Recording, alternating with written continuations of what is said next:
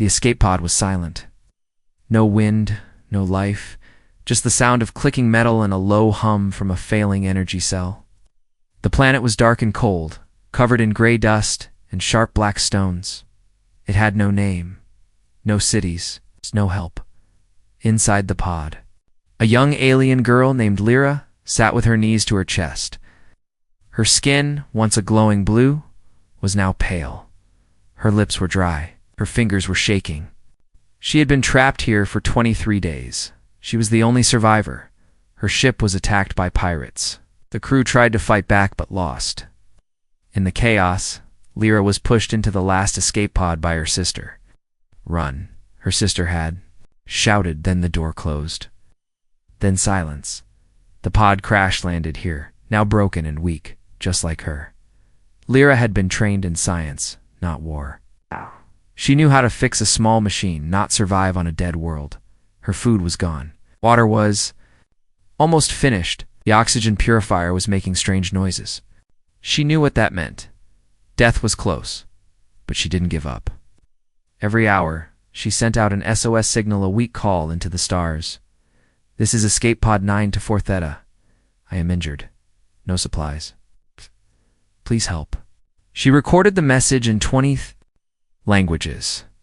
Galactic Common, Corellian, Arcosian, even a few old Earth dialects she learned as a joke. Why not try everything? Every time she pressed the button, her heart hoped. But there was no answer, until now. Suddenly, on the 23rd day, the console made a sound she hadn't heard before.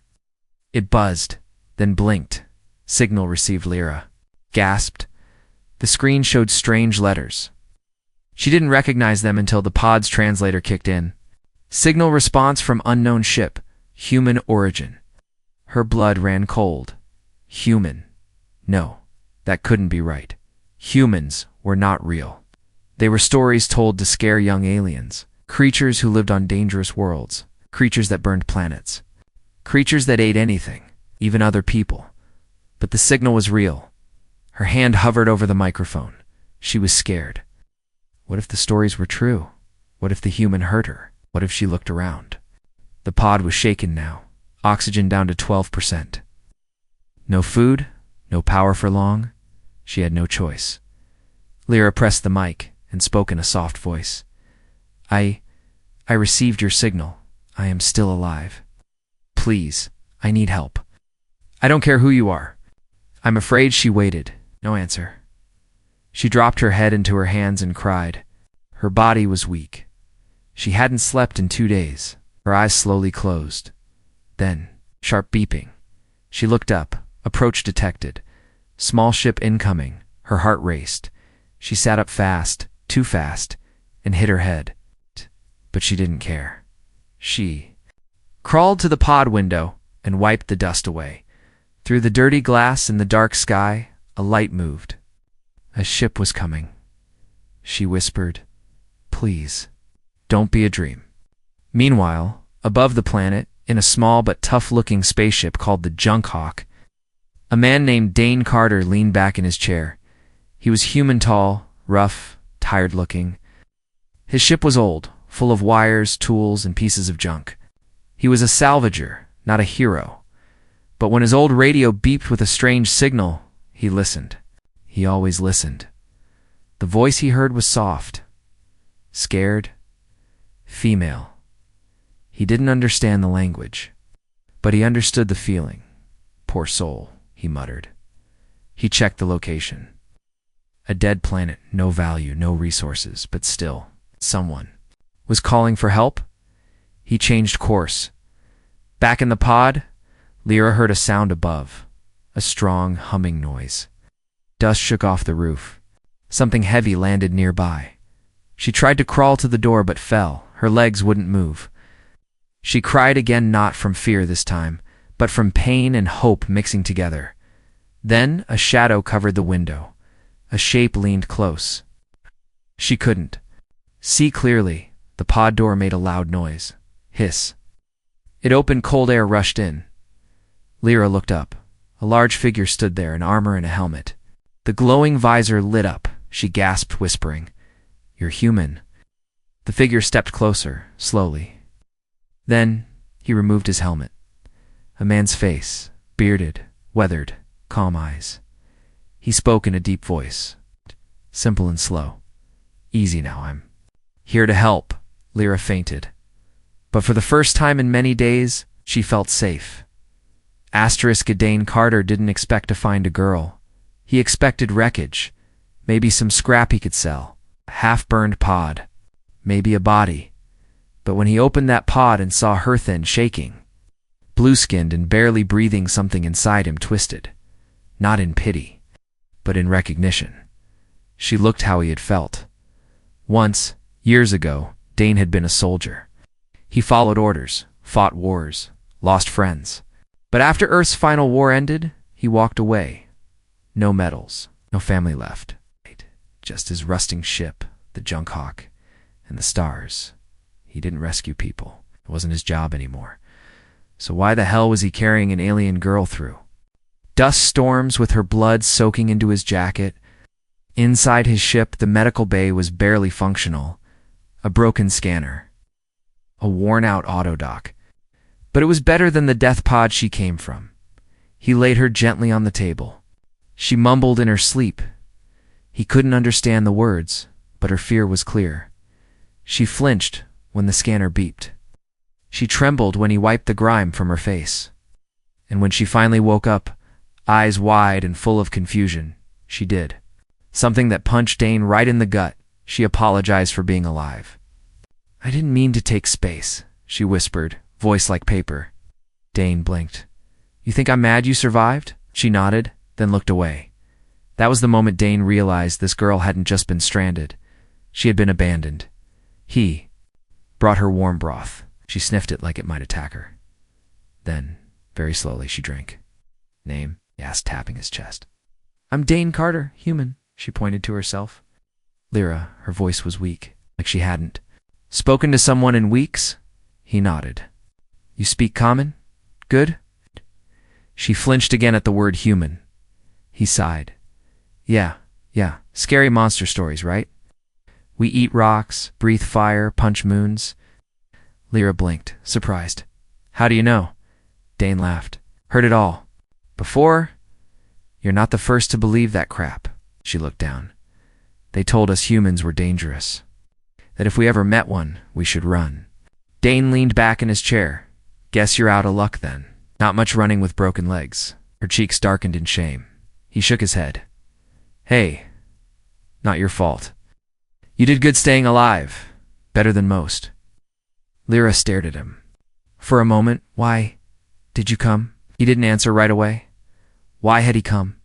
He told himself it was the signal. It's just curiosity. Something to break the silence. But deep down, maybe it was something more. Maybe he just couldn't stand the sound of someone giving up the way. He once did.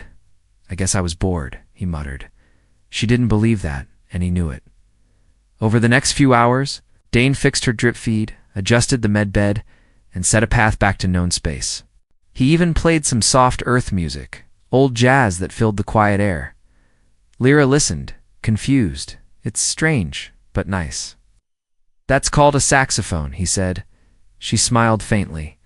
It was the first smile he'd seen on her face, but peace didn't last long as Dane checked the signal logs from her pod.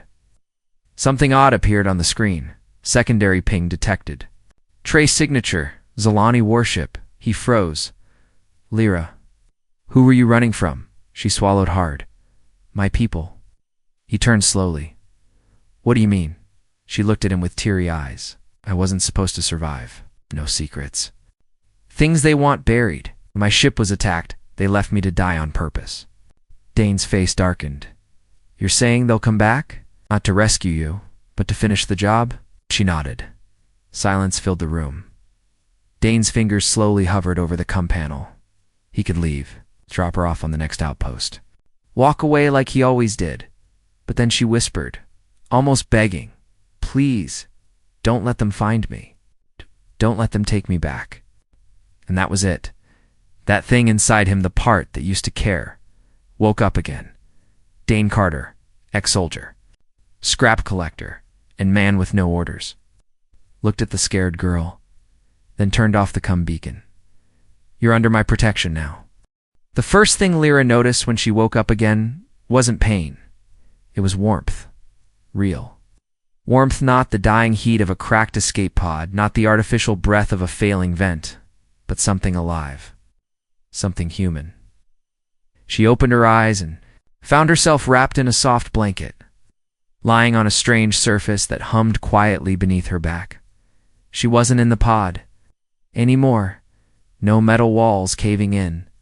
No red warning lights blinking like death clocks. No bitter silence. Instead, the smell of old metal, machine oil, and something else. A spicy, earthy scent that somehow made her feel safe. She turned her head slowly. There he was, the human, sitting nearby in a cracked chair, boots kicked up, a half-melted data pad in one hand, chewing something dry. He didn't even look at her. "About time," Dane muttered without turning. "You slept 2 days straight. Thought you were going to let me do all the hard work alone." Lyra blinked. "You didn't tie me down?" He finally looked at her, raising an eyebrow. "Should I have?" "That's what they do in the stories." She whispered, "Humans. Chain aliens. Use them for experiments." Dane chuckled. "Sorry to disappoint. I'm not that creative." She didn't laugh. Instead, she pulled the blanket tighter around herself and looked down at her arms. Her veins were marked with small bruises, a nutrient drip, bandage tape. He'd treated her gently, silently, and never once asked for anything. In return, she tried to sit up. Her body screamed. But she pushed through it. He stood and helped her without a word, placing a metal mug in her hands. Warm broth. The taste made her want to cry. It reminded her of her mother's cooking. Before the war, before the betrayals, before the crash. Dane didn't ask questions. Not yet. Not even when she looked at him with glassy eyes and said, "You should have. Let me die." He didn't flinch. Instead, he sat back down and replied, "People who say that usually mean the opposite." She stared at him. "Why did you save me?" "I was passing by." "It's not a reason." He shrugged. It was enough.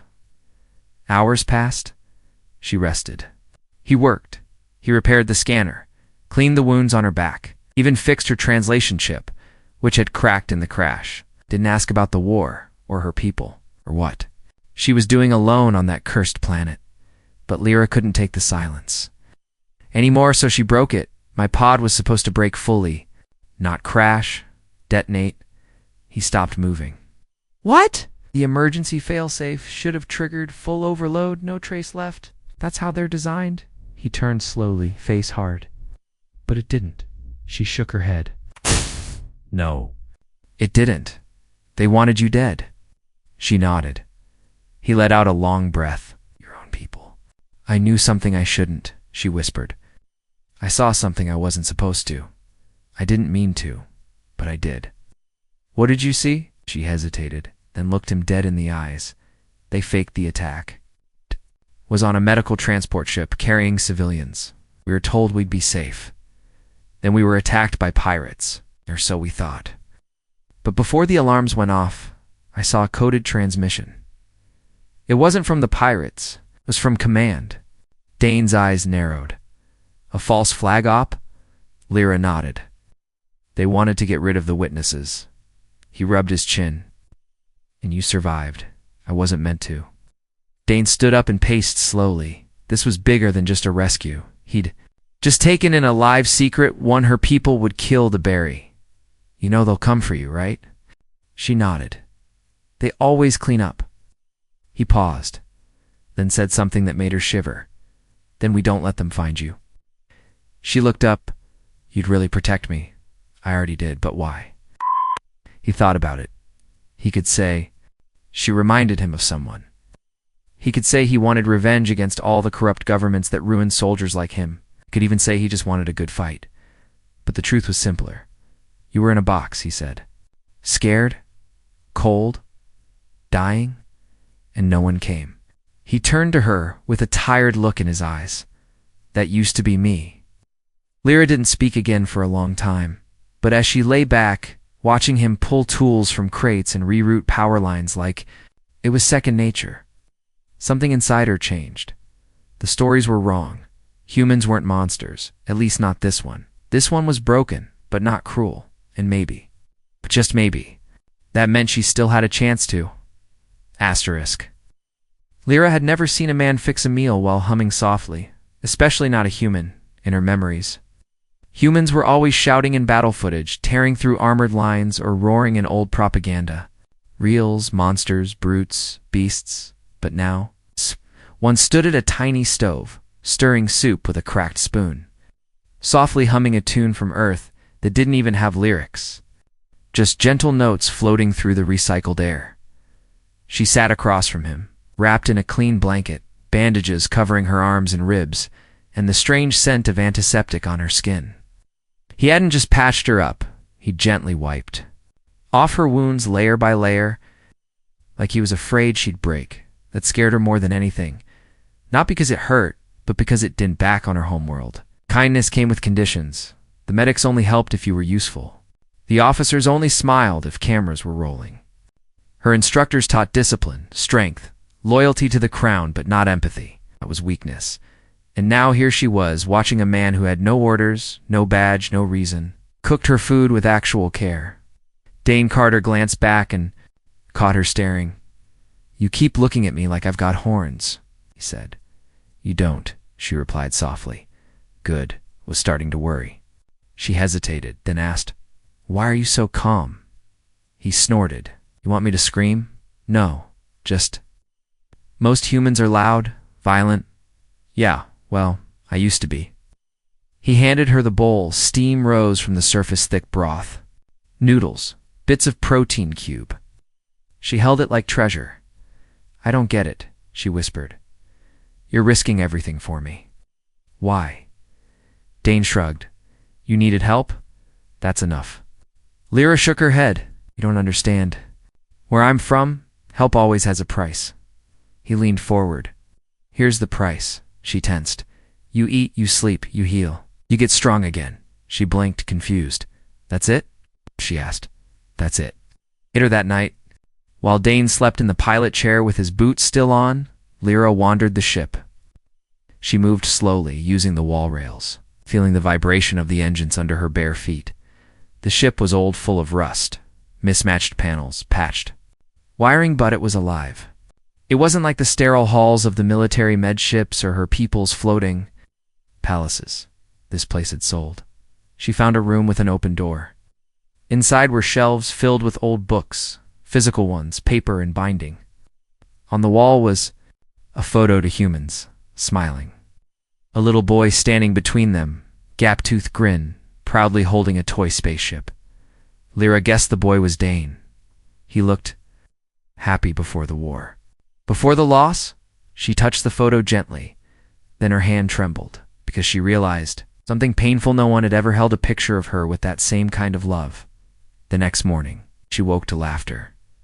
Her own Dane had taught her how to shuffle cards. The game was called War. Fitting name, she thought. But in this version, nobody bled. She lost every round, but the cards didn't shout at her. Dane didn't punish her. There was no punishment. Only a laugh and a playful, better luck next time. And that broke something in her, because she realized she had been living like a tool, not a person. Expected to perform, to obey, never to laugh. And now, this strange, tired human had given her something her own people never had. A moment of peace. But peace never lasts long. Later that day, the ship's radar pinged. A signal. Lyra's heart stopped. She rushed to the console. "Is it them?" Dane checked the ID code. His jaw clenched. "Not yet. Just a probe. But it's searching. They're close," she whispered. He looked at her. "You sure you want to run?" "I don't have a choice." "Yes, you do," he said. "You can face them or disappear." "Disappear where?" Dane pointed at the stars outside the viewport. "Anywhere. Everywhere." She turned to him. "And you?" He gave her a crooked smile. "Go where the ship goes." That night, as she lay in her cot, staring at the dim light flickering overhead, she whispered to herself, "He saved me." He never even asked why. She thought of the legends of humans being wild animals, but the only wild thing she saw was kindness that didn't demand payment. And that scared her more than war ever did, because now, for the first time in her life, she didn't want to go back. It began with a whine, not from the engines, not from the girl, from the stars. A deep, low-frequency hum rolled across the ship like thunder in space. Dane jolted upright from his chair, instinct kicking in faster than thought. He slapped the radar panel, his eyes narrowing. Unidentified object. High energy signature. Stealth class. Not a random freighter. Not pirates. It was military, and it wasn't his. In the back of the ship, Lyra was folding a shirt Dane had given her too big for her size, sleeves dragging near her knees, but she liked how it smelled. Like engine grease, and something strangely comforting. Then the ship trembled. She dropped the shirt. Her legs moved before her mind did. She stumbled into the cockpit, eyes wide. Dane didn't look at her, he just said 2 words. They found us. Lyra's heart hit her ribs. Outside, the black ship cut through the stars like a ghost, no lights, no insignia. But Lyra knew at the moment she saw its outline. The exilikless sheet, seen one once before. The day her people erased a rebellious city from orbit. They didn't send it to talk, they sent it to clean. They're locking on, Dane muttered, flipping switches. Powering up the Hawk's defensive shields, what little was left of them. You said I had a choice, Lyra whispered, voice shaking. To run or face them. Dane's hands moved fast, but his voice was calm. You still do, but they're not here to negotiate. She stared at the screen.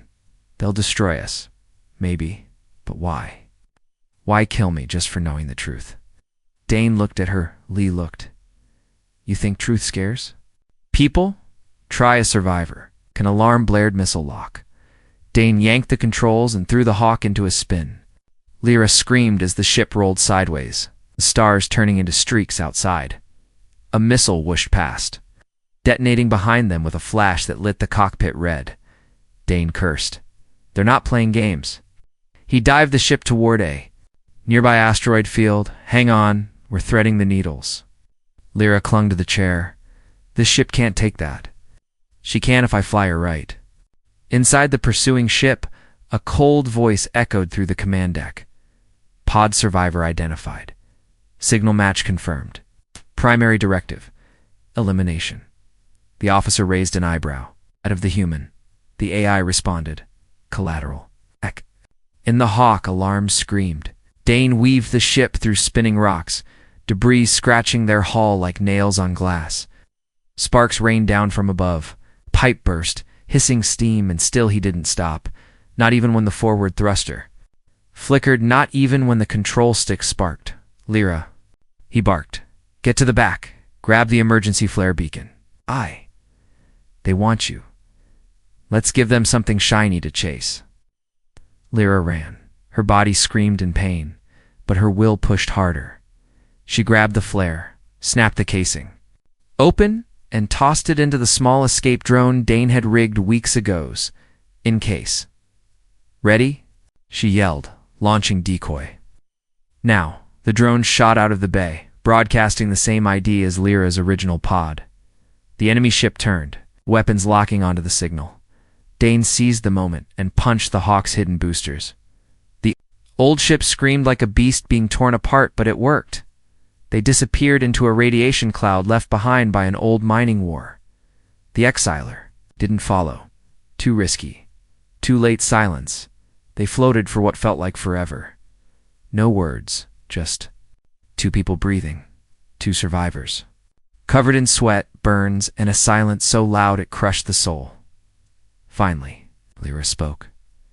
They would have killed 1,000 just to erase one truth. Dane stared at the stars. Truth is heavy, he said. Only a few can carry it. The rest would rather burn it. Lyra looked at him. Why didn't you run when you saw them coming? His voice was soft. Because I saw you standing still. She didn't respond. Instead, she reached forward, placed her hand on his. The first time she touched another being by choice, not as a soldier, not as a tool, but as someone who didn't want to be alone anymore. And for the first time since the crash, she didn't feel like a victim. She felt alive, and more dangerous than they had ever feared. Lyra watched her own reflection in the cracked metal panel of the storage bay. She barely recognized the face staring back, no longer the quiet, trembling girl who waited to die inside a wrecked pod.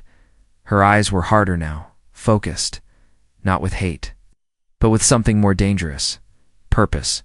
She tightened the belt Dane had given her as backup utility harness. It sagged around her slim frame, but she didn't care. She wasn't dressing to look strong, she was dressing to fight. Outside, Dane was welding the last armor plate onto the hull.